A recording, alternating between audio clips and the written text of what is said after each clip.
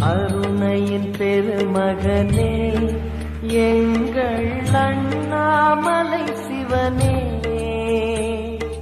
ஆடிய பாதத்தில் ஓரிடம் வேண்டும், ஆடிய பாதத்தில் ஓரிடம் வேண்டும்.